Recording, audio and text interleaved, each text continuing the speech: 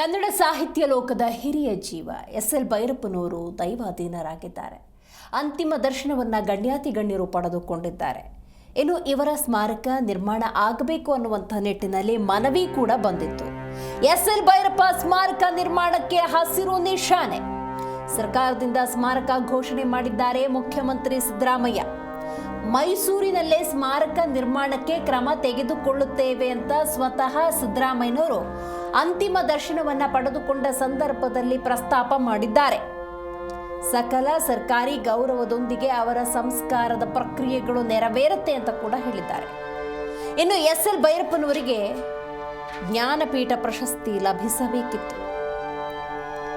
ಸಿದ್ಧಾಂತಗಳಲ್ಲಿ ಭಿನ್ನಾಭಿಪ್ರಾಯ ಇದ್ರೂ ಕೂಡ ಅವರ ಅಭಿಮಾನಿ ಆಗಬಾರದು ಅಂತೇನಿಲ್ಲ. ಅವರ ಎಲ್ಲ ಕಾದಂಬರಿಗಳನ್ನು ನಾನು ಓದಿಲ್ಲ, ಆದರೆ ಕೆಲವನ್ನ ಓದಿದ್ದೇನೆ.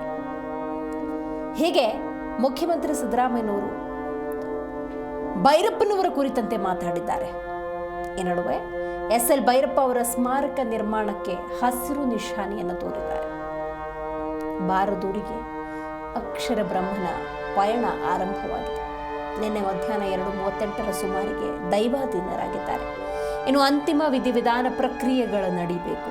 94 ವರ್ಷದ ಎಸ್.ಎಲ್. ಭೈರಪ್ಪನವರು ತುಂಬು ಜೀವನವನ್ನು ನಡೆಸಿ ಆ ತುಂಬು ಜೀವನದ ತುಂಬ ಸಾಹಿತ್ಯವನ್ನೇ ತುಂಬಿಕೊಂಡವರು. 25ಕ್ಕೂ ಹೆಚ್ಚು ಗದ್ಯ ಕೃತಿಗಳನ್ನು ರಚಿಸ್ತಾರೆ. ಅವೆಲ್ಲವೂ ಕೂಡ ಕಾದಂಬರಿಗಳಾಗ್ತವೆ, ಕೆಲವು ಸಿನಿಮಾಗಳಾಗ್ತವೆ. ಸಿನಿಮಾ ನಟನೆಯ ಮೂಲಕ ಭೈರಪ್ಪನವರು ಜನಮಾನಸದಲ್ಲಿ ಉಳ್ಕೊಳ್ತಾರೆ ಅನ್ನೋದಾದರೆ, ಚಲನಚಿತ್ರವಾದಂತಹ ಚಲನಚಿತ್ರಗಳಲ್ಲಿ ನಟಿಸಿದಂತಹ ಹಲವರು ಆ ಭೈರಪ್ಪನವರ ಕಥಾವಸ್ತುವನ್ನು ಸ್ವಲ್ಪವೂ ಹೆಚ್ಚು ಕಡಿಮೆಯಾಗದಂತೆ ನಟಿಸಿದರು. ಹೀಗೆ ಭೈರಪ್ಪನವರ ಕಾದಂಬರಿಗಳು ಜನಮಾನಸದಲ್ಲಿ ಅಚ್ಚಳಿಯದೆ ಉಳ್ಕೊಂಡಿದ್ದಾರೆ.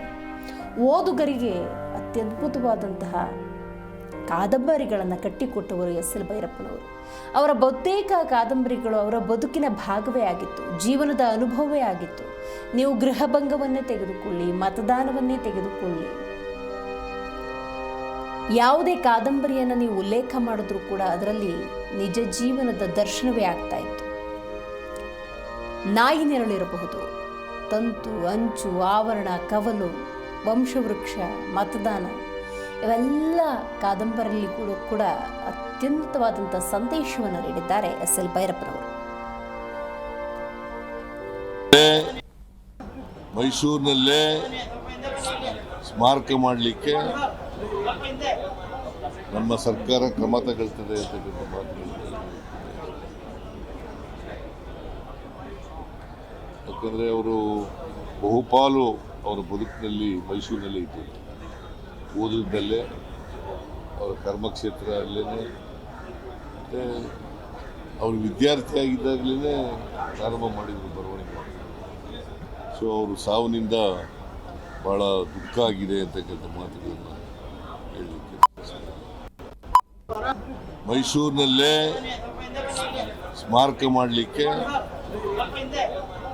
ನಮ್ಮ ಸರ್ಕಾರ ಕ್ರಮ ತಗೊಳ್ತದೆ ಅಂತಕ್ಕಂಥ ಮಾತುಗಳಿದೆ. ಯಾಕಂದರೆ ಅವರು ಬಹುಪಾಲು ಅವರ ಬದುಕಿನಲ್ಲಿ ಮೈಸೂರಿನಲ್ಲೇ ಇದ್ದರು. ಓದಿದ್ದಲ್ಲೇ ಅವರ ಕರ್ಮಕ್ಷೇತ್ರ ಅಲ್ಲೇ, ಮತ್ತು ಅವರು ವಿದ್ಯಾರ್ಥಿಯಾಗಿದ್ದಾಗಲೇ ಪ್ರಾರಂಭ ಮಾಡಿದರು ಬರವಣಿಗೆ. ಸೊ ಅವರು ಸಾವಿನಿಂದ ಭಾಳ ದುಃಖ ಆಗಿದೆ ಅಂತಕ್ಕಂಥ ಮಾತುಗಳನ್ನು ಹೇಳಲಿಕ್ಕೆ ಮೈಸೂರಿನಲ್ಲೇ ಸ್ಮಾರಕ ಮಾಡಲಿಕ್ಕೆ ನಮ್ಮ ಸರ್ಕಾರ ಕ್ರಮ ತಗೊಳ್ತದೆ ಅಂತಕ್ಕಂಥ ಮಾತುಗಳಿದೆ. ಯಾಕಂದರೆ ಅವರು ಬಹುಪಾಲು ಅವರ ಬದುಕಿನಲ್ಲಿ ಮೈಸೂರಿನಲ್ಲೇ ಇದ್ದರು. ಓದಿದ್ದಲ್ಲೇ ಅವರ ಕರ್ಮಕ್ಷೇತ್ರ ಅಲ್ಲೇ, ಮತ್ತು ಅವರು ವಿದ್ಯಾರ್ಥಿಯಾಗಿದ್ದಾಗಲೇ ಪ್ರಾರಂಭ ಮಾಡಿದರು ಬರವಣಿಗೆ. ಸೊ ಅವರು ಸಾವಿನಿಂದ ಭಾಳ ದುಃಖ ಆಗಿದೆ ಅಂತಕ್ಕಂಥ ಮಾತುಗಳನ್ನು ಹೇಳಲಿಕ್ಕೆ ಮೈಸೂರಿನಲ್ಲೇ ಸ್ಮಾರಕ ಮಾಡಲಿಕ್ಕೆ ನಮ್ಮ ಸರ್ಕಾರ ಕ್ರಮ ತಗೊಳ್ತದೆ ಅಂತಕ್ಕಂಥ ಮಾತುಗಳಿದೆ.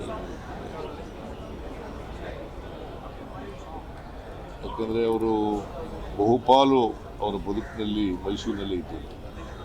ಓದಿದ್ದಲ್ಲೇ ಅವರ ಕರ್ಮಕ್ಷೇತ್ರ ಅಲ್ಲೇ, ಮತ್ತು ಮತ್ತು ಅವ್ರ